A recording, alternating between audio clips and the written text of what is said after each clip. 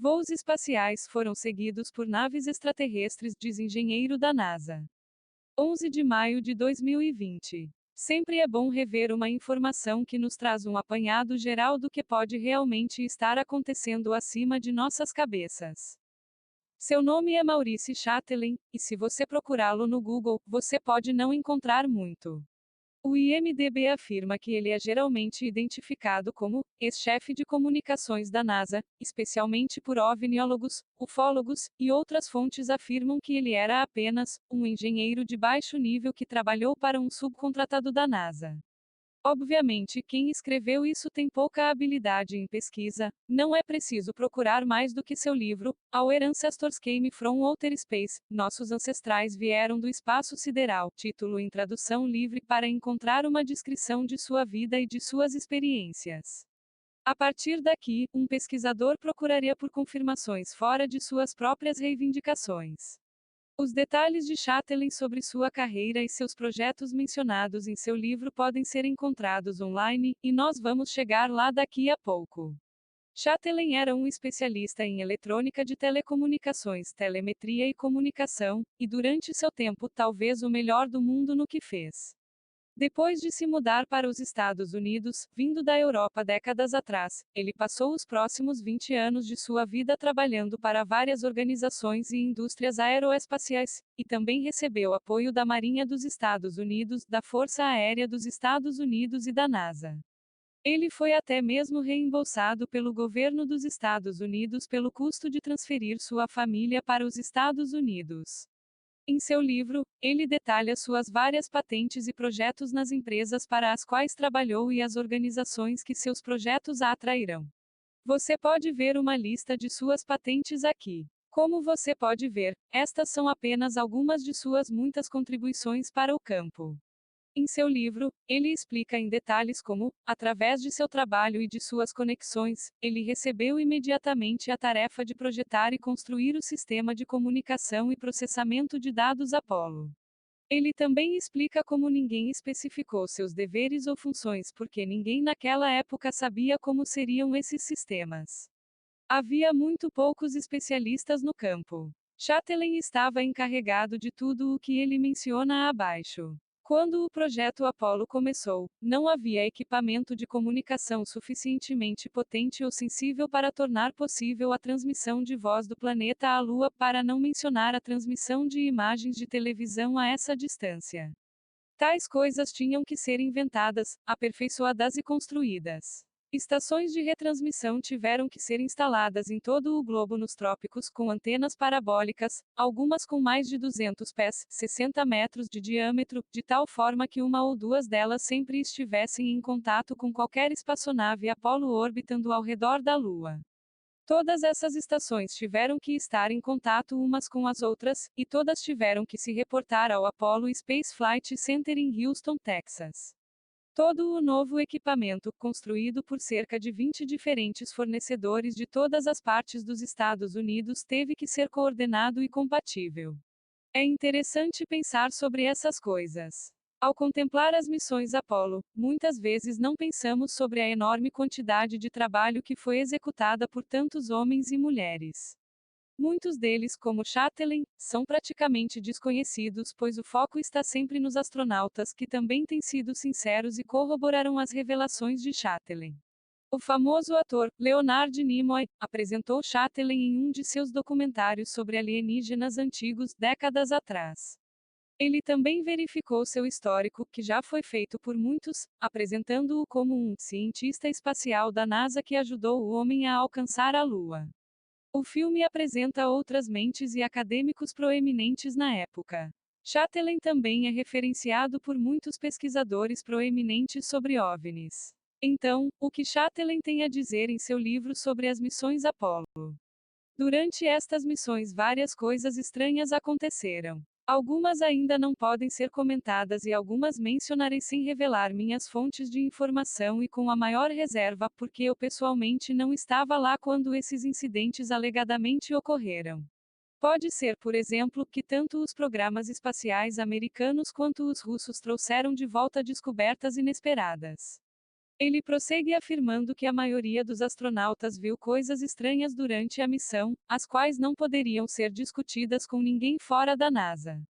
Obviamente, desde a época de Chatelain, há muitos astronautas que falaram sobre o que viram e o que sabem. Parece que uma grande porcentagem dos astronautas da Apollo fez todos esses comentários. O Dr. Edgar Mitchell, astronauta da Apollo 14, expressou que tinha conhecimento de visitação extraterrestre, e que houve naves e corpos acidentados recuperados. Gordon Cooper, parte da primeira missão tripulada ao espaço, disse a mesma coisa. O Dr. Brian O'Leary é outro que admitiu haver evidências abundantes, existentes para o fato de que estamos sendo contatados. Al Worden, astronauta da Apollo 15, compartilhou seus pensamentos sobre o assunto não muito tempo atrás. Ele afirmou sua crença de que nossos ancestrais vieram do espaço sideral. E a lista não termina aí, mas vamos em frente. Não são apenas astronautas, são cientistas de dentro dessas organizações também, como o Dr. John Brandenburg, o vice-gerente da missão Clementine à Lua, e Norman Bergrum, um veterano do Ames Research Center da NASA, e membro-chave das missões Voyager. Chatelain continua. É muito difícil obter qualquer informação específica da NASA, que ainda exerce um controle muito rigoroso sobre qualquer divulgação desses eventos. Parece que todos os voos Apollo e Gemini foram seguidos tanto à distância e às vezes também de perto por veículos espaciais de origem extraterrestre, discos voadores, ou OVNIs, objetos voadores não identificados, se você quiser chamá-los por esse nome. Toda vez que isso acontecia, os astronautas informavam o controle da missão, que então ordenava silêncio absoluto. Ele fornece exemplos específicos que ele soube. No ano seguinte, em 12 de novembro de 1966, James Lovell e Edwin Aldrin na nave Gemini 12 também viram dois OVNIs a pouco mais de meia milha, 800 metros da cápsula. Estes foram observados por algum tempo e fotografados repetidamente. O mesmo aconteceu com Frank Borman e James Lovell na Apollo 8 na véspera de Natal de 1968, e com Thomas Stafford e John Young a bordo da Apollo 10 em 22 de maio de 1969. Os OVNIs apareceram durante a órbita ao redor da Lua e no voo de volta à Apollo 10. Em seu livro, Chatelain também menciona testes de armas nucleares na Lua.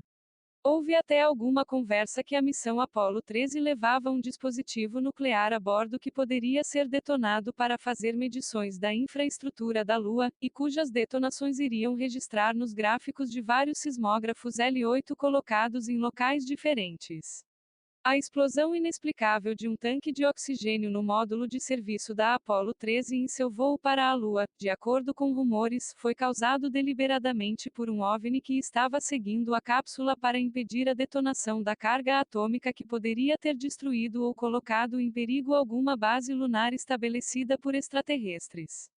Bem, havia muita conversa e ainda há. Isso é interessante porque décadas após Chatelain escrever seu livro, o coronel Loren Ross Dedrickson, designado para a Comissão de Energia Atômica dos Estados Unidos, e um homem que tinha um longo serviço com a Comissão de Energia entre 1950 a 1958, que incluiu funções de administração de contrato nos locais de teste de Nevada, área de teste nuclear do Pacífico a oeste do Havaí, fabricação de armas nucleares e garantia de qualidade em Albuquerque e inspeção de instalações nucleares e não nucleares em todo o país, afirmou a mesma coisa, que tentou enviar uma arma nuclear para a Lua, e ele também faz referência a Apollo 13. Uma nave espacial foi em resgate da Apollo 13, e eles acompanharam a Apollo 13 em sua viagem ao redor da Lua de volta à Terra. E em duas ocasiões eles pensaram que poderiam ter de transferir a tripulação para a espaçonave, mas os acompanharam em segurança de volta à Terra. Ele também declarou: "Eu também aprendi sobre incidentes envolvendo armas nucleares, e entre esses incidentes estavam um par de armas nucleares enviadas para o espaço que foram destruídas pelos extraterrestres. No final dos anos 70 e início dos anos 80, tentamos colocar uma arma nuclear na Lua e explodir lá para medições científicas e outras coisas, o que não era aceitável para os extraterrestres. Eles destruíram a arma antes de chegar à Lua. Existe alguma documentação para apoiar estas alegações? Sim, um relatório desclassificado do Centro de Armas Nucleares da Força Aérea de junho de 1959 mostra o quão seriamente eles consideraram o plano, chamado Projeto A-119. Em geral, eles queriam investigar a capacidade das armas no espaço, bem como obter mais informações sobre o ambiente espacial e a detonação de dispositivos nucleares dentro dele. Parece que eles o fizeram e, obviamente, o público não saberia que os EUA estavam levando uma arma nuclear para o espaço, seria algo secreto. OVNIs e armas nucleares andam de mãos dadas, esse é outro tópico em si mesmo que você pode ler mais sobre aqui. Chatelain também descreve os encontros extraterrestres na Lua, e palavras de código usadas para descrever espaçonaves extraterrestres como o Papai Noel. Em conclusão, o objetivo aqui é realmente reconhecer quantos testemunhos temos vindos ao longo das décadas de fontes confiáveis. Além disso, agora temos evidências físicas, dados eletroópticos e rastreamentos de radar para acompanhar tudo isso. Sabemos que não estamos sozinhos, e são histórias como essas que foram injustamente mantidas ocultas da humanidade. Transparência, exploração e descoberta, e verdade, não são coisas que devem ser negadas à raça humana, é nosso direito inato. Às vezes é difícil dizer o que está acontecendo, mas no final do dia, está bem claro que algo está acontecendo. Este é um tópico em que é preciso permanecer cético, especialmente da mídia convencional e da maneira como fazem a cobertura jornalística. A verdade está lá fora.